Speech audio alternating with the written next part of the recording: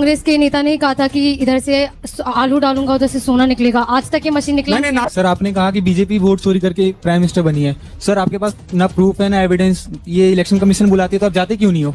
मेरा क्वेश्चन आपसे है, हम हिस्ट्री की किताबों में पढ़ते थे कि राजा का बेटा राजा बनता है, पर हम कांग्रेस में तो कुछ और ही सिचुएशन देख रहे हैं। तो आप परिवारवाद जो चल रहा है कि जो पॉलिटिशियन का बेटा ही पॉलिटिशियन बन रहा है, आगे भी वही हो रहा है, तो उस बारे में आप क्या कहना चाहेंगे? व्हाट्सएप यूनिवर्सिटी पे बच्चे बहुत कुछ सीख रहे हैं। मनमोहन सिंह जी के पिताजी कौन से पॉलिटिशियन थे, जरा बताएंगे? एक सेकंड, उन्होंने कहा कि मनमोहन जी, आपका कहना था कि रिमोट कंट्रोल से काम करते थे। बैठ जाइए। आपको परिवारवाद इंदिरा गांधी का नजर आता है, जिसने 32 गोलियां अपनी सीने पर खा ली? अरे थोड़ी सी भी लज्जा नहीं आती है सवाल पूछते साथ? अब ये आज जिस समय लोकतंत्र में सवाल नहीं पूछेंगे, बच्ची। सर आपने अभी कहा कि इंदिरा गांधी ने 32 गोलियां खाई थी, तो एक बात बताइए, गोली खाने लायक उनको बनवाया किसने था? कि आपने कहा कि अभी लोकतंत्र के लिए खतरा है बीजेपी, तो क्या 1975 में वो नहीं था? जब कोई वैलिड टॉपिक नहीं उठता है तब बोलते हैं कि बिहार में या फिर कहीं भी वोट चोरी होती है। वो ये क्यों नहीं बोलते हैं कि बिहार में यहाँ पे बूथ चोरी होती थी? वो ये नहीं क्यों बोलते कि आरजेडी के जो कार्यकर्ता है वो बोलते हैं कि भूरा बाल सब करो, कि भूरा बाल सब करो, ब्राह्मण राजपूत लाला भूमियार को मार डालो? ये वो क्यों नहीं बोलते हैं? मेरा सवाल कांग्रेस के प्रवक्ता से है, जहां जिस राज्य में बीजेपी की सरकार आती है तो वहाँ ये क्यों कहते हैं आप लोग कि वहाँ वोट चोरी हुई है, और जहां आपकी सरकार आती है वहाँ आप ये क्यों नहीं कहते हैं कि यहाँ हमारी वोट चोरी नहीं, वैसे ही जीते हैं? व्हाट्सएप यूनिवर्सिटी ने इतना ब्रेन वॉश कर दोस्तों जैसा कि आपने देखा, आज का वीडियो बेहद ही शानदार होने वाला है, इसलिए आप लोगों से अनुरोध है कि अंत तक जरूर देखें। और यदि आप इस चैनल पर पहली बार है तो चैनल को सब्सक्राइब करें, ताकि ऐसे ही वीडियो आपको हमेशा देखने को मिलती रहे। वीडियो थोड़ा भी पसंद है तो लाइक जरूर करें और अपने दोस्तों के साथ शेयर करना बिल्कुल भी ना भूलें। और आप हमारे चैनल पर कहां से जुड़े हैं हमें कमेंट बॉक्स में जरूर बताएं। तो देर ना करते हुए वीडियो की शुरुआत करते हैं। तो हेलो दोस्तों, मैं अभय नागवंशी, रिएक्टिफाई इंडिया में आपका स्वागत है। तो चलिए शुरू करते हैं। अभी मजा आएगा ना भिड़ो। जो मुख्य मुद्दा विपक्ष उठा रहा है वो तमाम बातों पर कह रहे हैं कि आपके खिलाफ भारी नाराजगी है इस वक्त देश में, आपके खिलाफ पूरी जनता अब जाग गई है और आपके लिए बहुत मुश्किल परिस्थिति आने वाली है। और कई कांग्रेस पार्टी, अन्य पार्टियों के नेता नेपाल के साथ सीधा समानांतर स्थिति भारत की जोड़ रहे हैं। जवाब दीजिए। अंजना जी, राहुल गांधी इस देश के लोकतंत्र के खिलाफ है। राहुल ने पूर्व में कहा था, सभी यहाँ पे युवा मौजूद है, गूगल करके चेक करिए, कि wants to fight the Indian state. वो भारतीय लोकतंत्र के खिलाफ लड़ना चाहते हैं। तो आज चिंता राहुल गांधी की है कि आज देश के अंदर यह तस्वीर जो है, जो देश के लोकतंत्र की सबसे बड़ी मजबूत तस्वीर है, यह राहुल गांधी और हर परिवारवादी को चिंता जता रही है। ये बड़ी अच्छी बात कही आप। यहां पे देश के अंदर प्रेसिडेंट एसटी समाज से आती हैं, कोई उनका राजनीतिक बैकग्राउंड नहीं होता। वाइस प्रेसिडेंट जो है वो अगेन जो है ओबीसी समाज से आते हैं, उनका कोई राजनीतिक बैकग्राउंड नहीं होता। और प्रधानमंत्री नरेंद्र मोदी जी के पूरे परिवार में कोई राजनीति में नहीं होता। और ये हमारे देश के लोकतंत्र की शक्ति है कि आज हम जो है ये तस्वीर देख रहे हैं, जो एक पॉजिटिव मैसेज है हर युवा के लिए कि आप भी इस देश के लोकतंत्र के शीर्ष पद पर पहुंच सकते हैं। अब दिक्कत उनको है जिन्होंने परिवार तंत्र चलाया, ना कि लोकतंत्र। इसीलिए इनकी मानसिकता इतनी गंदी हो चुकी है कि प्रधानमंत्री नरेंद्र मोदी जी की दिवंगत माता जी, आप सब युवा, मैं आपसे पूछना चाहता हूं, क्या प्रधानमंत्री नरेंद्र मोदी जी की माता जी कभी राजनीति में थी? क्या वो हम सब के बीच में है? क्या उन्होंने कभी भी राजनीतिक बयान दिया? तो इस तरीके से जो हमारे बीच में नहीं है उनको गाली बकना और उसके बाद जाकर उन पे आपत्तिजनक एआई जनरेटेड वीडियो करना, ये सब यही दर्शा रहा है कि अगर किसी को भारत के लोकतंत्र से सबसे बड़ा खतरा है तो वो राहुल गांधी है। मजा आया। Sorry sorry sorry sorry sorry. कल ही उन्होंने एक वीडियो किया, अंजना जी आपने बिहार की बात करी, दो वीडियो मैं आपको सुनाना चाहता हूं। ये इतने जनता विरोधी लोग हैं कि सुप्रिया शिनेत कहती है कि बिहार के लोगों पे से बदबू आती है, उनसे बीमारी होती है, और राहुल गांधी उनसे हाथ मिलाते हैं। ये इनकी सोच है भारत के लोकतंत्र के। देखिए, मुझे लगता है कि इस भारत देश के अंदर अगर लोकतंत्र की किसी ने नींव डाली वो कांग्रेस पार्टी ही थी। वो पंडित नेहरू जिन्होंने 13 साल तक जेल में रहते हुए, और बाबा साहब अंबेडकर जिन्होंने संविधान दिया, और जिस तरह से आज एक चाय बनाने वाला, चाय बेचने वाला, पता नहीं वो वैसे तो सब झूठी बोलते हैं, और एंटायर पॉलिटिकल साइंस वाला फर्जी डिग्री होल्डर भी अगर देश का प्रधानमंत्री बन सकता है तो मैं समझता हूं कि वो लोकतंत्र कांग्रेस का ही दिया हुआ। लेकिन दुर्भाग्य यह है कि वोट चोरी करके जो लोग सरकार चलाते हैं, तमाम संवैधानिक संस्थाओं को मुट्ठी में रखकर सरकार चलाते हैं, वोट चोरी करके सरकार चलाते हैं। बनारस जो प्रधानमंत्री की सीट थी, वहां पर वोट काउंटिंग रोक दी जाती है घंटों तक। जिस तरह से एक एक घर पर 500-500 वोट बनते हैं, जिस तरह से एसआईआर के नाम पर सुप्रीम कोर्ट रोज लताड़ लगाता है, और फिर ये अपनी माताजी के पीछे छुपकर खड़े हो जाते हैं। मुझे लगता है हमारी माताजी तो माताजी लगती हैं इनको, और दूसरों की माताजी जर्सी काऊ लगती हैं। दुर्भाग्य यह है कि एक बहुत कमजोर प्रधानमंत्री हैं जो ना विदेश नीति जानते हैं ना अर्थ नीति जानते हैं। आज हालत यह है कि एसआईआर के नाम पर जो हो रहा था उसके ऊपर सुप्रीम कोर्ट ने काफी हद तक लगाम लगाई। आज आप तमाम मुद्दे उठा रहे हैं, भ्रष्टाचार चरम पर है, महंगाई चरम पर है, ईडी सीबीआई के डायरेक्टर्स को पेंशन नहीं मिलती है इस देश के अंदर, मुख्यमंत्रियों को चुनाव से 6 महीने पहले जेल में डाल दिया जाता है, एक साल 1.5 साल के बाद वो दोबारा मुख्यमंत्री भी बन जाते हैं, कोई चार्जशीट फाइल नहीं होती है। हिंदुस्तान को पूरी तरह से एक पुलिस स्टेट में कन्वर्ट कर दिया जाता है और मीडिया का एक बहुत बड़ा वर्ग केवल और केवल सरकार और मोदी स्तुति में लगा रहता है। यही तमाम चीजें अगर आप पैरेलल देखेंगे तो उन देशों में भी हुई जिनसे हमें सबक लेना चाहिए। और सबक भी अगर कोई नहीं लेना चाहता है तो मैं उसको केवल यह कहूंगा कि वो अहंकारी है। आपको किसी भी व्यक्ति से, किसी भी देश से, किसी भी घटना से सबक लेना चाहिए। एक फॉर्मर यूएसएसआर था, शायद 1990 के दशक में उससे शक्तिशाली देश केवल अमेरिका था, लेकिन उसके भी टुकड़े हुए। यूरोप सबसे मजबूत था लेकिन वहां पर भी बाल्कनाइजेशन हुआ। अगर हमारे चारों तरफ किस तरह की कोई घटनाएं होती हैं तो जियोपॉलिटिक्स में, पॉलिटिकल साइंस में उनसे सबक लिया जाता है। रुको जरा, सबर करो। छोटा सा रिस्पांस, उसके बाद से छोटा लोग बात करेंगे संविधान की जो बाबा साहेब अंबेडकर को अपने चरणों में रखते हैं, जिन्होंने 356 लगाकर 50 से ज्यादा राज्य सरकारों को गिराया, जिन्होंने इमरजेंसी लागू करी जिसमें आप सभी युवा कुछ नहीं बोल सकते थे। ये लोकतंत्र की बात करेंगे। आज अगर इनको लगता है चोरी की बात है तो राहुल गांधी कैसे मेंबर ऑफ पार्लियामेंट बन गए, उनकी बहन प्रियंका वाड्रा कैसे मेंबर ऑफ पार्लियामेंट बन गई। इनको दिक्कत इस बात की है कि इनका सिस्टम भी नहीं है अब और इनकी सरकार भी अब नहीं है। इनके झांसे में अगर कोई मत आइएगा क्योंकि इंडियन स्टेट से लड़ना चाहते हैं। आतंकवादी पन्नू इनको एंडोर्स करता है, एंटी इंडिया लॉ नंबर इनको एंडोर्स करती है और ये कोर्ट की बात करते हैं। आज ही मध्य प्रदेश हाईकोर्ट नहीं, मैं मद्रास हाईकोर्ट को जजमेंट बताना चाहता हूं। मद्रास हाईकोर्ट ने बोला राहुल गांधी के आरोपों के ऊपर कि इनमें कोई एविडेंस नहीं है, ये सब बकवास है, ये सिर्फ इधर उधर की बातें है, सिर्फ इंडिपेंडेंट रिसर्च तक नहीं है। इंग्लिश का हिंदी में ट्रांसलेशन किया है। कोर्ट के खिलाफ ये, इलेक्शन कमीशन के खिलाफ ये, इंडियन स्टेट के खिलाफ ये, राष्ट्रपति के खिलाफ ये, जनता के खिलाफ ये। क्यों? क्योंकि बस ये परिवारवादी गद्दी में नहीं बैठे। सबसे बड़ा खतरा यह है लोकतंत्र के लिए। अरे बाप रे, ये तो धोती खोल रहा है। भारतीय लोकतंत्र पंडित नेहरू और डॉक्टर अंबेडकर का दिया हुआ है। डॉक्टर अंबेडकर के पुतले फूकने वाले लोग इसीलिए आज यहाँ पर बात करते हैं। संविधान को कहने वाले के विदेशी हम इसको नहीं मानेंगे, इट मस्ट बी स्क्रैप्ड। या आरएसएस की विचारधारा से आने वाले लोग पूरी तरह से संविधान पर सुनिए ना भाई, अरे भाई सुनिए, देखिए मैं क्या बीच में आप दोनों का हो गया। कंक्लूड कीजिए देखिए मैं कंक्लूड करना चाहता हूं कि इलेक्शन कमीशन पूरी तरह से कटघरे में खड़ा है और ये कांग्रेस नहीं कह रही है। आज तक के मंच पर तीनों इलेक्शन कमिश्नर जो पुराने वाले थे उन्होंने इस पे फैला रहे। आज तक से निवेदन करूंगा, तीनों इलेक्शन कमिश्नर ने कहा कि एसआईआर का समर्थन किया, ईवीएम का समर्थन किया। कितना झूठ बोलोगे भाई? अगर आप ठीक होंगे तो पूछने बोलना, बीच में चिल्लाना नहीं पड़ेगा।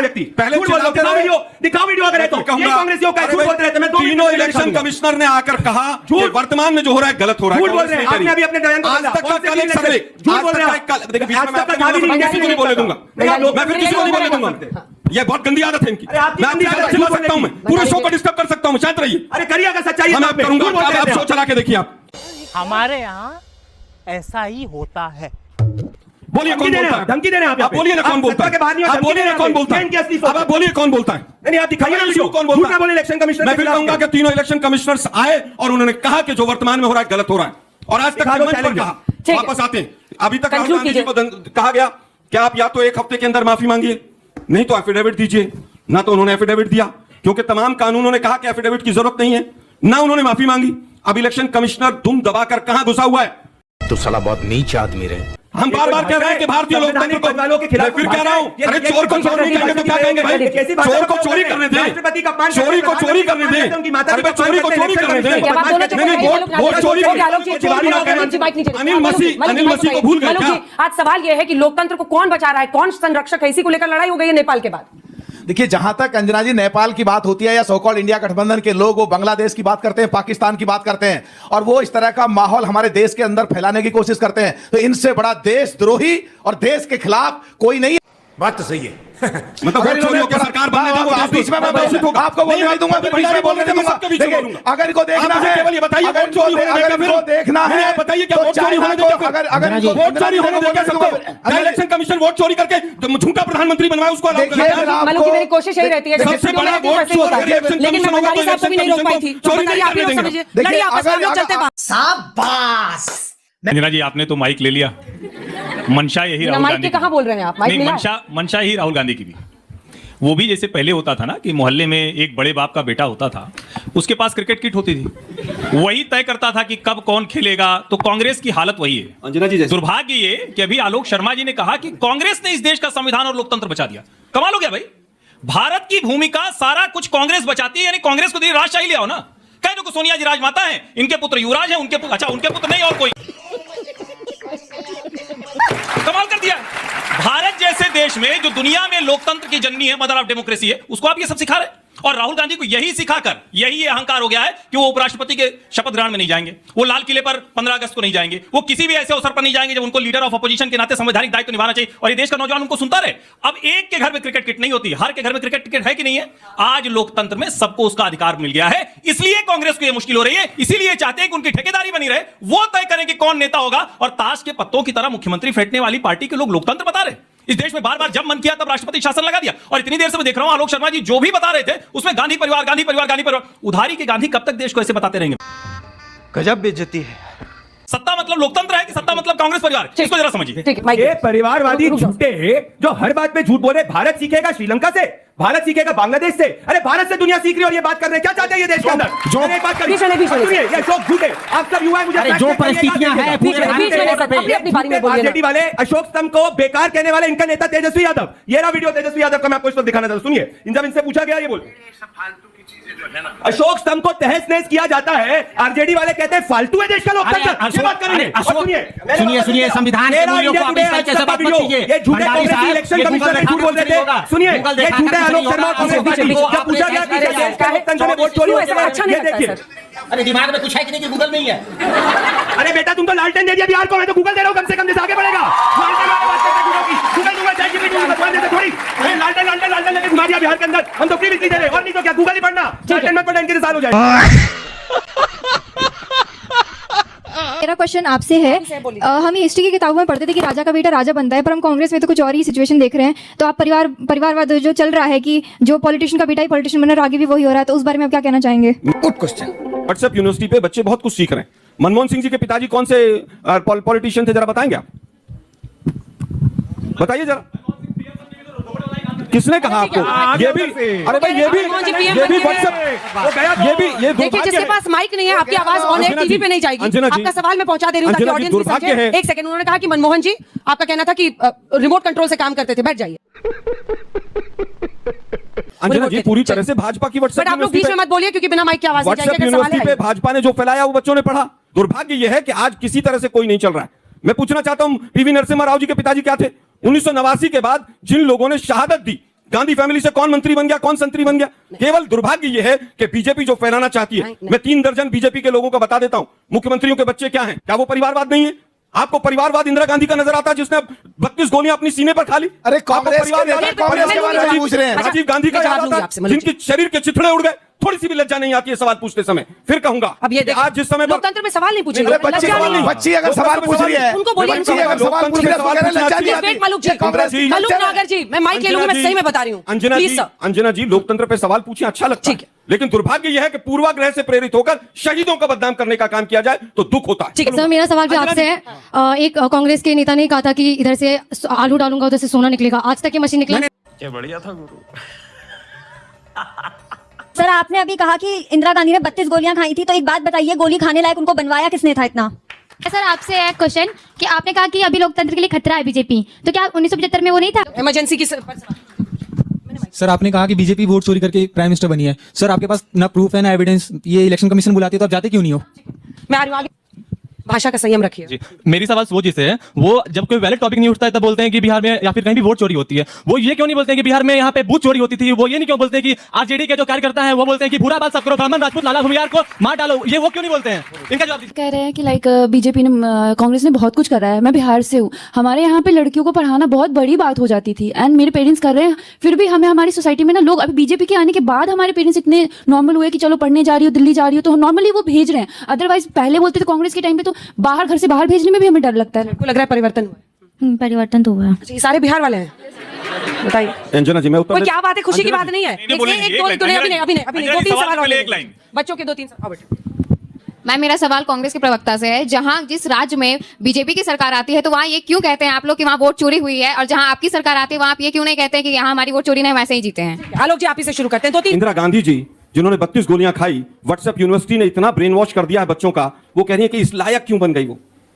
सोचिए देश कहां पहुंच रहा है, आप लोग खुद सोचिएगा, चिंतन कीजिएगा। केवल ये बता दीजिए इंदिरा गांधी के हत्यारों का वकील कौन था? अरे आप बताओ, राजीव गांधी के हत्यारों को का वकील, राजीव गांधी के हत्यारों से सोनिया गांधी मिलने क्यों गई? प्रियंका वाड्रा क्यों मिलने गई? खत्म, bye bye, tata, good bye, गया। दोस्तों तो कैसी लगी आज की वीडियो हमें कमेंट बॉक्स में रिप्लाई करना बिल्कुल भी ना भूलें। वीडियो अंत तक देखा तो उम्मीद करता हूं कि पसंद तो जरूर आई होगी, इसलिए लाइक करें और अपने दोस्तों के साथ शेयर करना बिल्कुल भी ना भूलें। और आप हमारे चैनल पर कहां से जुड़े हैं हमें कमेंट बॉक्स में जरूर बताएं। तो मिलते हैं आने वाले नए वीडियो के साथ, तब तक के लिए जय हिंद, जय भारत, वंदे मातरम।